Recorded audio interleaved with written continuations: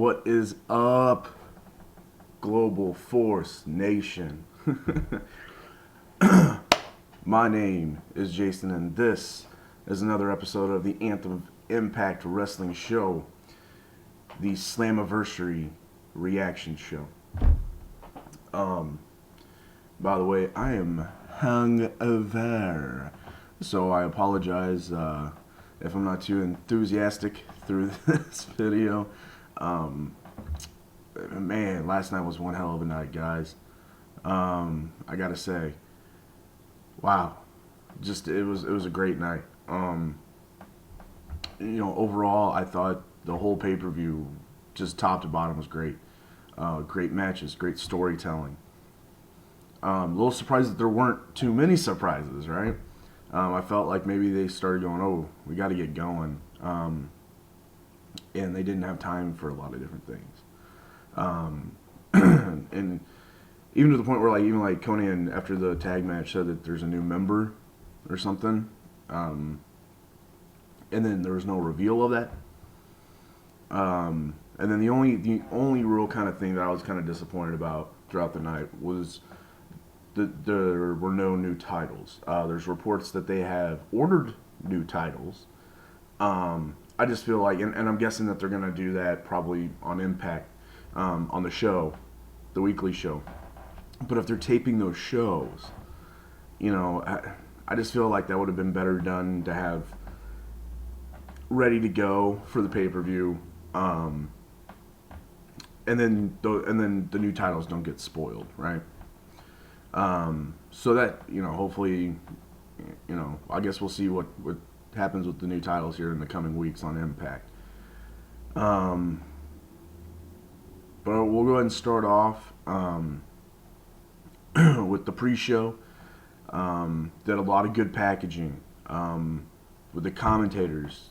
If you go back and watch my pre-show, one of the things I was kind of worried about is whenever you have two guys that have never worked together and two guys that haven't been calling that specific show consistently, this is the one-off time that either one of them are doing this, you get mess ups. Again, I know I was drinking during a lot of it, but I was paying attention. I was really trying to dive in and really get this, really enjoy the pay-per-view. I didn't even take any notes, but I just really wanted to dive in and just engulf myself in this pay-per-view. I don't remember too many mess ups, none that at least that stood out. I thought they both brought great energy. Robert Flores even knew some of the names of the moves. That was really impressive. To be honest with you, I wish this was the commentary table. I really do. I wish these two guys were. Nothing against Josh and nothing against JB or the Pope, but even that match during the JB, that tag match, and the Pope came in and sat in with those two. Nothing got dropped. I thought they even did a great job, those three.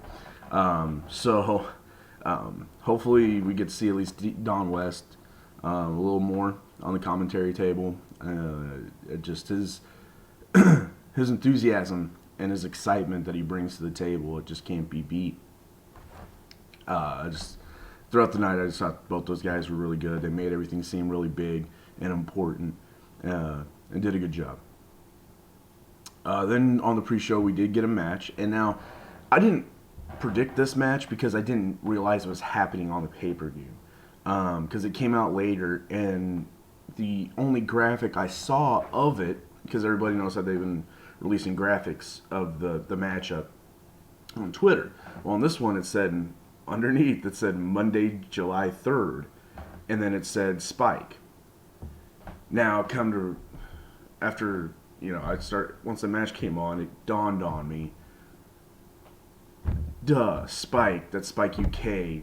The UK gets it for free on that Monday. So, I didn't predict that match, but it was, it was what it was. It was fine. Good little match, kind of get everything going, and it takes that storyline, So hopefully now we'll get to see more One thing I really liked is we're continuing to see Allie do more of like her cherry bomb stuff, and be a legit wrestler. And hopefully that just keeps evolving because I love the Allie character. Her character and her story has been great since she's come into Impact. Her story arc's been great. But the match itself overall was just kind of it was there. It wasn't bad. It just wasn't necessarily one of those things you're like, oh man, that was woo, here we go. No, it was just kind of there. Then we get into the actual pay per view, and of course, like I said, I called it. The first match was the 4-way tag team title match, and man, what a match! There was a couple of botches here and there, but you're gonna get that, especially with that style, with a lot of the lucha libre stuff. There's a lot of there's always going to be botches. You see it all the time. Whenever they're moving that fast and trying to do different crazy stuff, you're going to get that. But overall, I thought the match was great. Man, what a way to start off the night. Just being super exciting. It's like the best way to get an extra X Division match in there to start things off with that. And of course, hey, 1-for-1, LAX wins. And then, like I said, Konnan got on the mic and said that they've got a new member or something. And, it'll be interesting. See who that is. I don't know. Maybe it's bringing in Loki. Maybe it's, maybe it's Alberto El Patron. Maybe. That'd be cool. So, yeah, it'll be interesting to see what happens. And we'll go on from there. The next match was Moose and D'Angelo Williams versus Chris Adonis and Eli Drake. Wow. This match was so much better than what I thought it was going to be. And I think one of the reasons why it came off to seem so good was because of D'Angelo Williams. Man, he clearly was. This dude is a natural. Wow, he must have been training his ass off to get ready for this match because he did not make a fool out of himself, and he did not make a fool out of this match. They make a fool out of anybody. Man, he put on a good show. Moose was good. Obviously, Eli Drake. Everybody knows Eli Drake is good. And then you have Adonis, who's he's good too. But they put on a fun match. Again, it wasn't necessarily like this barn burner, but you cannot watch that match and not just feel super impressed with D'Angelo Williams. And hopefully, whenever he does retire or nobody wants to sign him back, he comes right back to Impact Wrestling and starts kicking ass. Because I think if he keeps training and develops a character that he can portray, I think this guy's gonna be really good. Could be really good. Because if this is only a month or two of worth of training, you can think about how he would be if he was doing this on a regular basis. He really impressed me big time. Really did. Again, I'm sorry if I go out of order. I'm trying to remember the order of the matches here. I'm just going to go ahead and start talking about go ahead and get into the tag team match of JB and Joseph Park versus Scott Steiner and Josh Matthews. Again, a fun match. It wasn't much of a match, but it was fun. It was great. It was funny, and it's exactly what it should have been. Love that they went back to that Great War gimmick. That started in the ring, and then they go to the back, and it's all pre-taped stuff, and it was hilarious. Loved it whenever Josh and Scott got sprayed with the fire extinguisher. Oh, that part was so funny. Just Scott Steiner. Who knew Scotty Steiner was hilarious like that? I know he's funny unintentionally, but this time it was intentionally funny, and it was really good. And then, of course, Scott knocks out Joseph Park. But who is there to help him see the inner monster? None other than Father James Mitchell.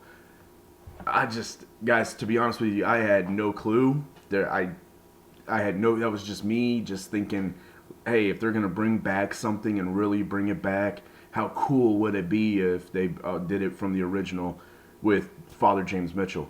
And he was there. And he showed up. That was awesome. I marked the hell out for that moment whenever James Mitchell shows up with the mask.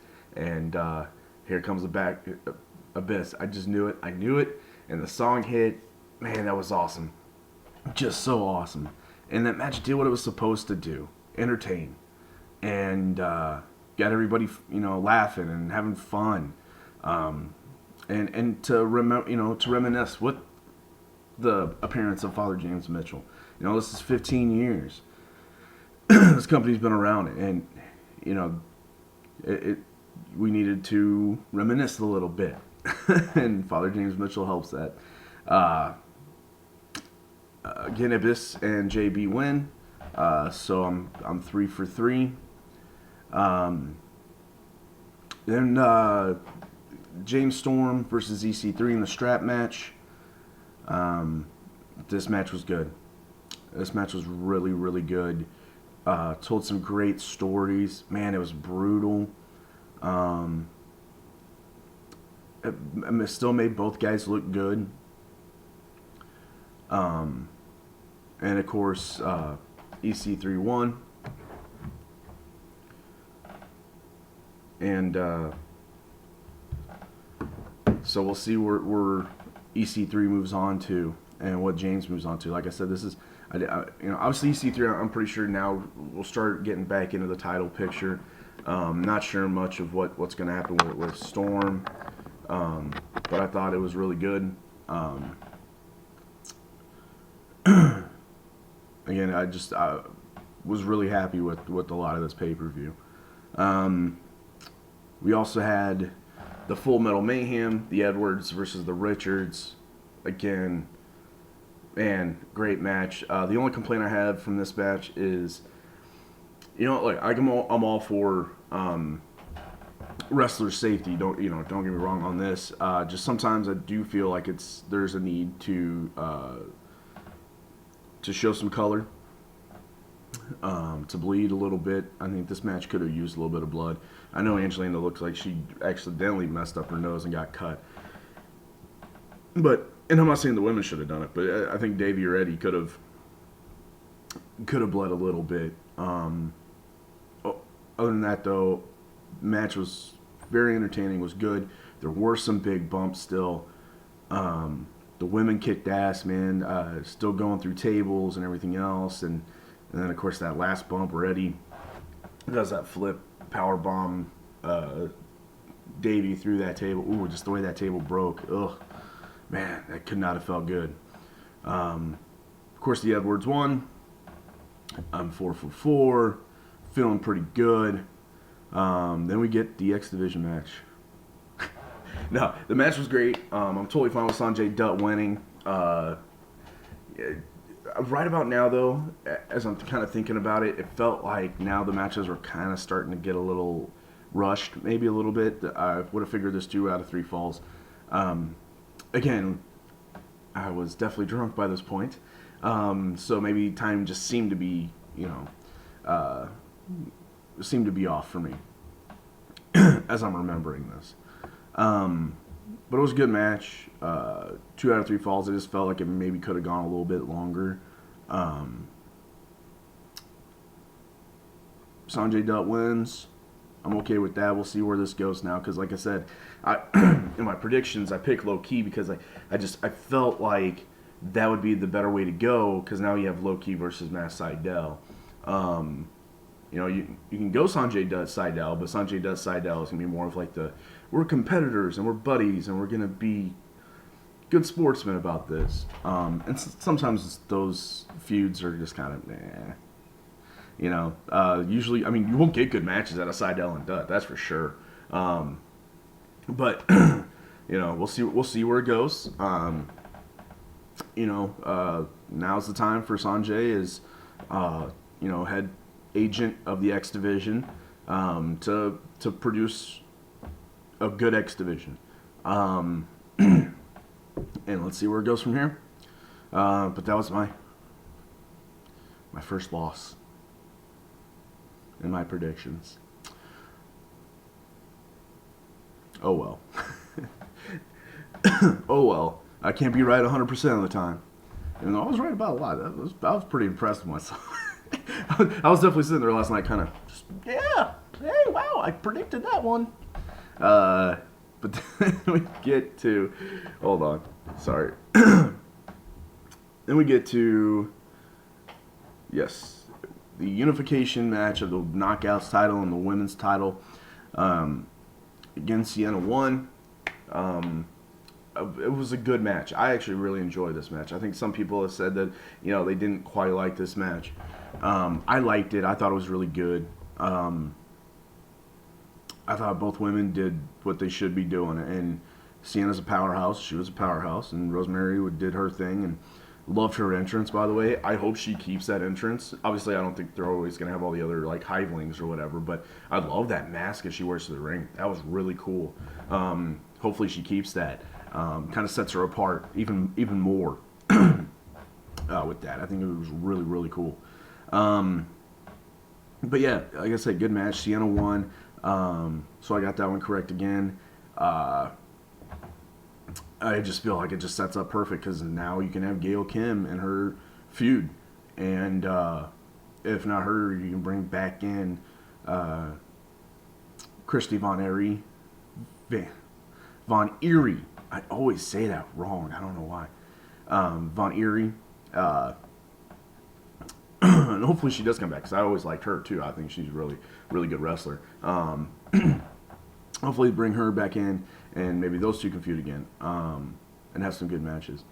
But, again, it's a good match. I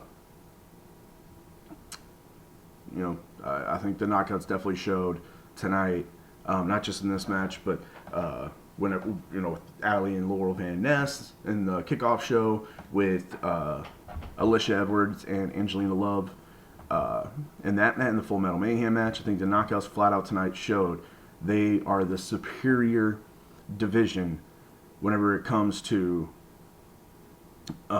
women's wrestling overall. You got the knockouts division here, or you got the women's division in WWE.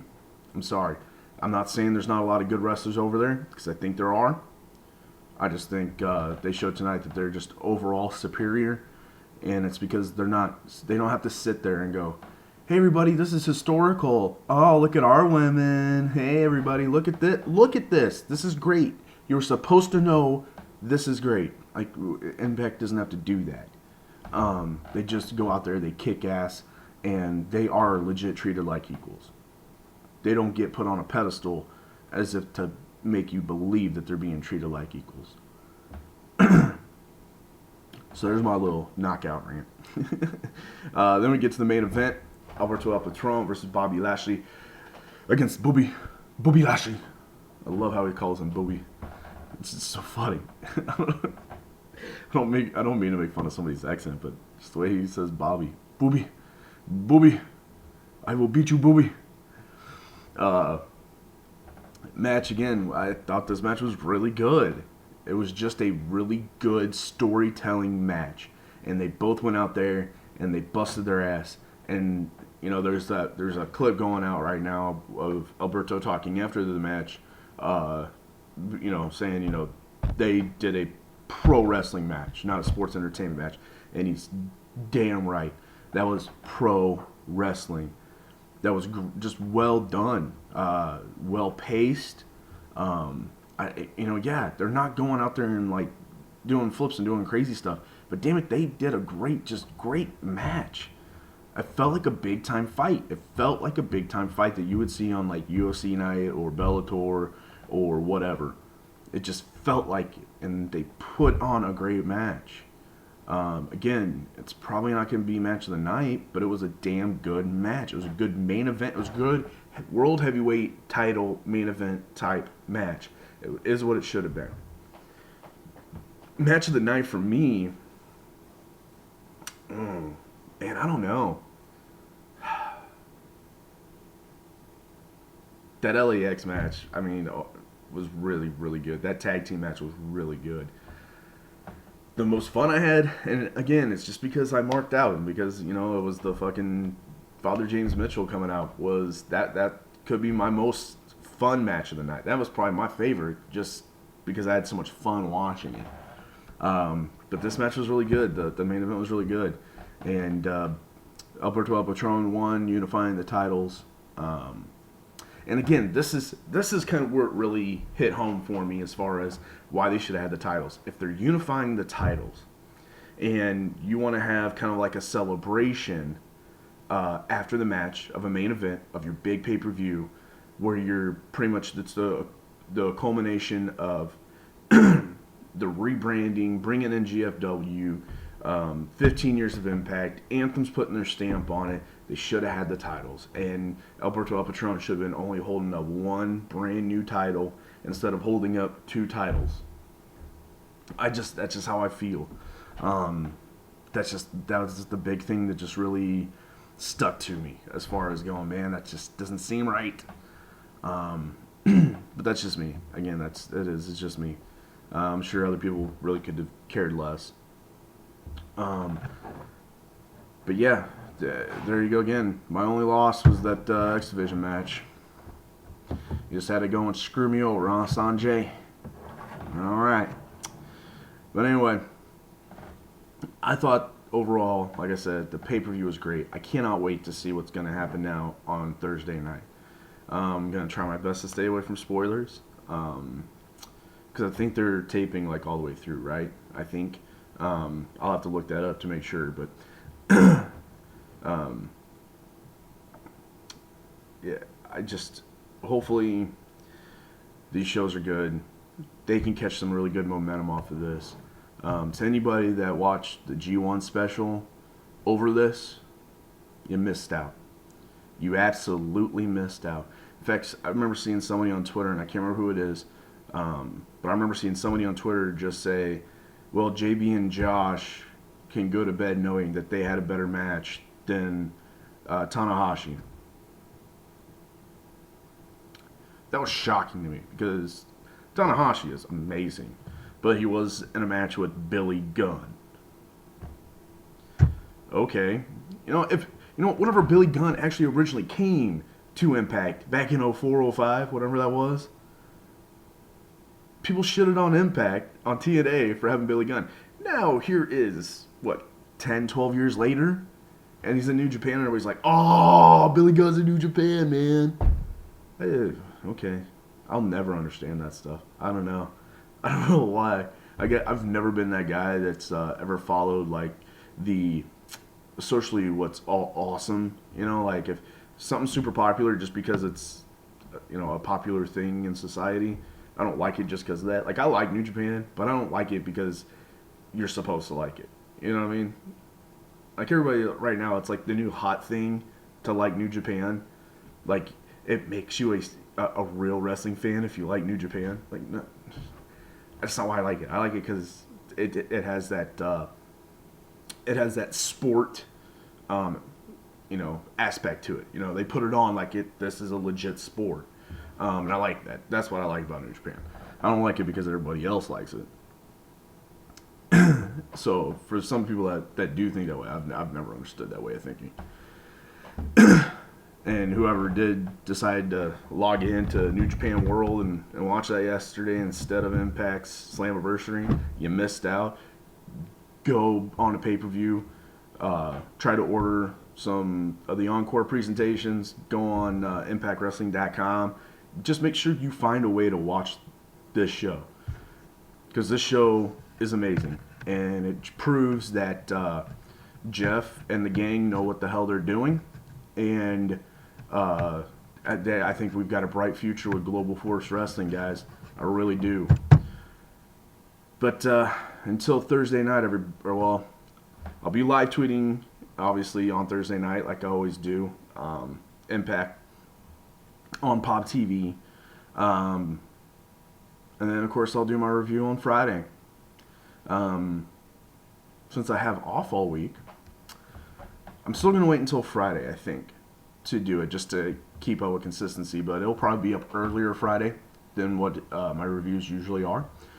So be looking forward to that, guys. Again, hit me up on Twitter at Anthem of Impact. Let me know what you guys think. Hit that subscribe button, the notification button, so you always know when my videos are up. Leave comments, hit the like button, and just keep supporting. And thanks to everybody that does support. But until my next video, to the Force, I say peace.